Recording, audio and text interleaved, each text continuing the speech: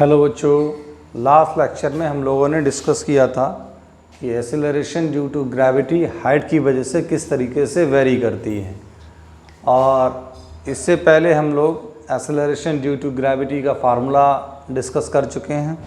आज हम डिस्कस करेंगे कि अर्थ सरफेस से नीचे जाने पर एक्सेलरेशन ड्यू टू ग्रेविटी किस तरीके से वेरी करेगी। हमने लास्ट लेक्चर में आपको बताया था कि जिस तरीके से हम सरफेस से ऊपर की तरफ जाते हैं तो ग्रेविटी चेंज होती है, ग्रेविटी कम होती चली जाती है। ऐसे ही अर्थ सरफेस से नीचे जाने पर भी एक्सेलरेशन ड्यू टू ग्रेविटी कम होता चला जाता है। तो उसके लिए हमें पहले ये जानना पड़ेगा कि अर्थ का सरफेस पर ग्रेविटी का फार्मूला क्या होता है और उसको हमें डेंसिटी के टर्म में फाइंड आउट करना है। तो आज हम पढ़ने जा रहे हैं variation in acceleration due to gravity with depth. ये सेकंड है वेरिएशन, फर्स्ट पढ़ चुके हैं। विद डेप्थ, डेप्थ के साथ में किस हिसाब से वेरिएशन होता है। अर्थ सरफेस पर अगर हम ग्रेविटी की बात करें तो क्या होती है, acceleration due to gravity at the surface of earth, at the surface of earth। तो सरफेस पर कितनी होती पढ़ चुके हैं हम लोग, GME ओवर RE स्क्वायर। इसमें ग्रेविटेशन में अर्थ को स्फेरिकल बॉडी की तरह ट्रीट किया गया। तो स्फेरिकल बॉडी की अगर हम बात करें तो स्फेरिकल बॉडी का जो मास है वो me है, और हम इसको क्या लिख सकते हैं, तो इसको लिख सकते हैं G equals to capital G, mass को लिख सकते हैं volume into density. Volume earth का V मान लेते हैं और density rho, mass is equals to volume into density upon RE square.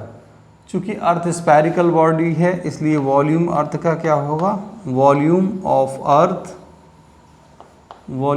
Earth is given by, ये होगा V is equals to 4/3 pi, radius earth का RE है तो ये RE क्यूब हो जाएगा।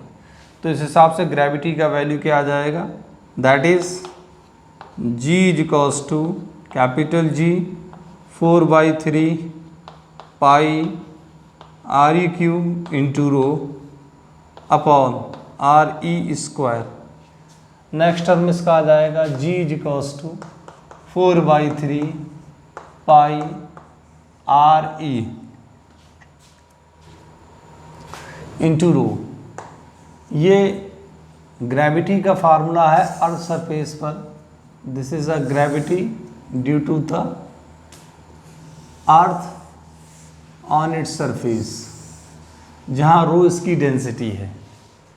ये सरफेस है, यहाँ पर इस सरफेस पर ये ग्रेविटी होगी 4/3 पाई RE रो।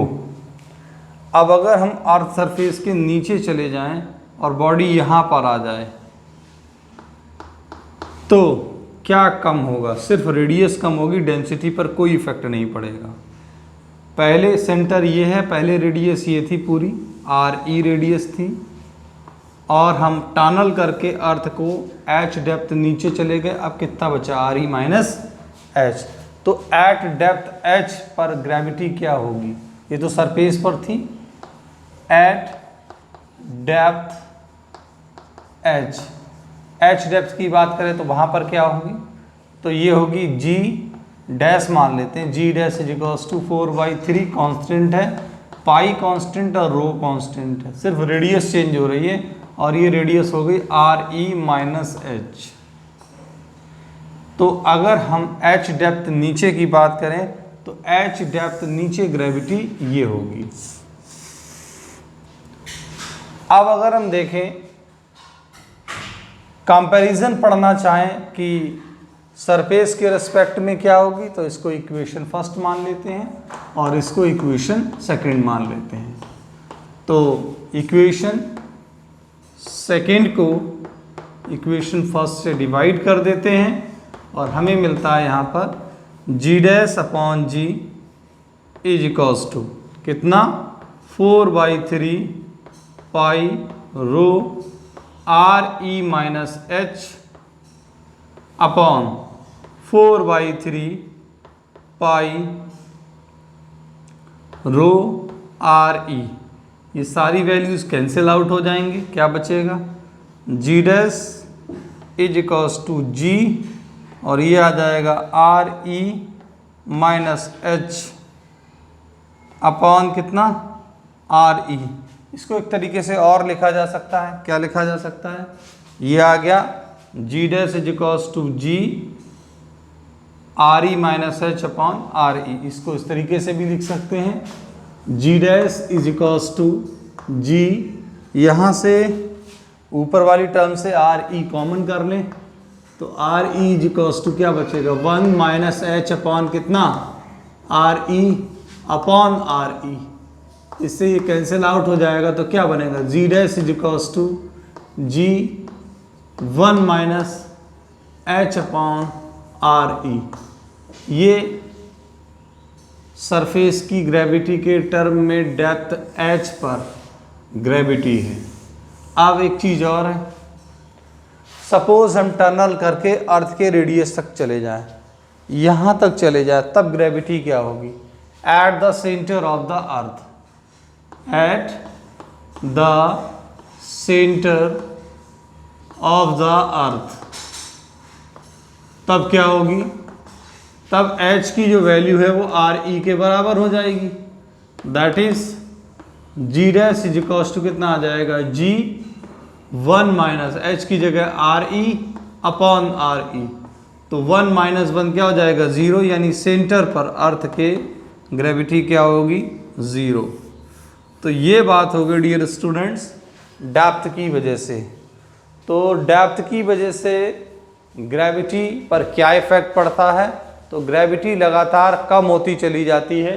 जैसे जैसे हम अर्थ सरफेस से नीचे नीचे जाएंगे वैसे वैसे ग्रेविटी की वैल्यू चेंज होती है और ये डिक्रीज करती है, और सरफेस से टनल की तरफ मूव करने पर सेंटर पर जैसे ही आप पहुंच जाएंगे वैसे ही इसकी ग्रेविटी की वैल्यू 0 हो जाएगी। तो अभी तक 2 लेक्चर में हमें ये बात समझ में आई कि अर्थ सरफेस से ऊपर जाने पर और नीचे जाने पर दोनों ही केसेस में एक्सेलरेशन ड्यू टू ग्रेविटी की वैल्यू चेंज होती है और ये डिक्रीज होती है। तो ये बात हो गई variation due to depth and due to height. अब हम बात करेंगे नेक्स्ट लेक्चर में अर्थ सरफेस पर क्या ग्रेविटी वेरी करती है। तो अर्थ सरफेस पर भी 2 कारणों से ग्रेविटी की वैल्यू चेंज होती है, एक तो अर्थ के रोटेशन की वजह से और एक अर्थ के शेप की वजह से। तो अर्थ के शेप की वजह से ग्रेविटी कैसे चेंज होती है और अर्थ के रोटेशन की वजह से ग्रेविटी कैसे चेंज होती है, इसको हम नेक्स्ट लेक्चर में कवर करेंगे। और जब ये पूरा टॉपिक कंप्लीट हो जाएगा तो मैं एक आपको वर्कशीट दूंगा जिसे आपको सॉल्व करना होगा। Thank you so much.